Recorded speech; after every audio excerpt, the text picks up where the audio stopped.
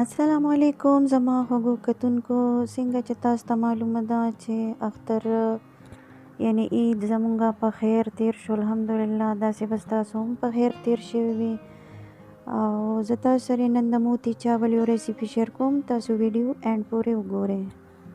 راځو د موتی چاول موتی تیارولو طرف ته. نو دې دپاره ما 1 kg قیمه واخیسته او په هغې کې ما د 1 kg حساب سره ټول سپایسز میلاو کړه. تقریبا دردره سرخ مرچ دی، نمک دی، زیره ده، خشک دنیا ده او هلدی پاوډر دی. نو دا ما تقریبا دې کې خپل مقدار سره میلاو کړه او په دې قیمه کې ما ټول سپایسز مکس کړه. مکس کولو نه بعد کله چې بیف قیمه کې ټول سپایسز مکس شو، نو د هغې نه بعد ما د دې نه چوټې چوټې بالز جوړ کړه او دا ما ځان ته ریډي کړو. او بیا ما په دې پین کې آیل ګرم کړو او ګرمولو نه بعد ما دې کې اوس ټول بالز واچول او د دې ډکن به زه اوس 5 منټو دپاره بند کړم. ډکن ما اوس کلو که 5 منټ بعد او د دې موتی سایډز به اوس چینج کړم. د دې لاندې سایډز فرای شوي دي او برني سایډونه د دې لا کچه دي. نو د دې سایډز چې زه چینج کړم نو دا به هم زه 5 منټو دپاره فرای کړم.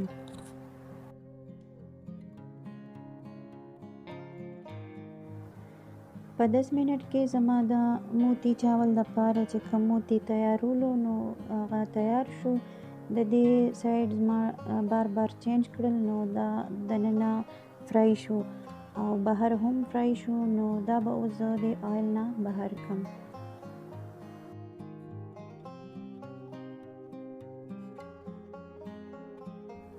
دا ټول بالز ما اوس د آیل نه بهر کړه او په پین کې ما تقریبا د پخلي په چمچ 3 چمچې آیل په پین کې پاتې کړو. دې دپاره چې دې کې اوس مونږه د چاولو تیاری وکړو. د چاول تیارولو دپاره ما 3 میډیم سایز کې پیاز کټ کړي دي او دا به مونږه فرای کوو نه په آیل کې. تقریبا دې نه به مونږه معمولي کچاپن ختمو.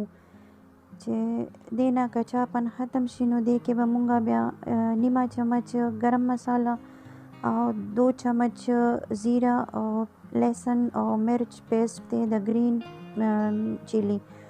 د دې پیسټ به مونږه خپل حساب سره پکې اچو. که سپایسز تاسو زیات خوښي نو تاسو گرین چیلی زیات استعمالولی شئ. که تاسو چاول یو کپ سره ناپ کړی وي یا یو باول سره نو هغه باول یا کپ حساب یو چې تاسو راغشتي نو تاسو به یې کې 2 کپه یا 2 باول اوبه ملاوئ. د پانی مقدار به تاسو د هغې حساب سره 2 کپه یا 2 باول اچوئ. نمک به دې کې مونږه حسب ضرورت لاست کې ایډ کوو چې دې کې زیاته نشي یا کمه نشي. او په دې به مونږه ډکن بند کړو چې زمونږه د چاولو اوبه بویل شي. 5 منټ بعد ما ډکن کلو که اوبه بویل شوي دي او د دې سپایسز بالکل ریډي دي. نمک حسب ضرورت دی او دې کې به اوس زه چاند شوي چاول میلاو کړم. کومې چې نیمه ګنټې دپاره ما په صفا اوبو کې پرېښودې وې.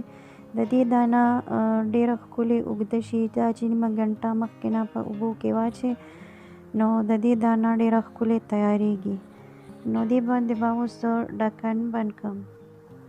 5 منټ بعد زه اوس د دې ډکن کلاوم او زه تاسو ته ښوم چې کله هم ستاسو چاول ماتیږي نو تاسو پوه شئ چې تاسو دې دوران کې چمچ تاسو چاول له وړې ده.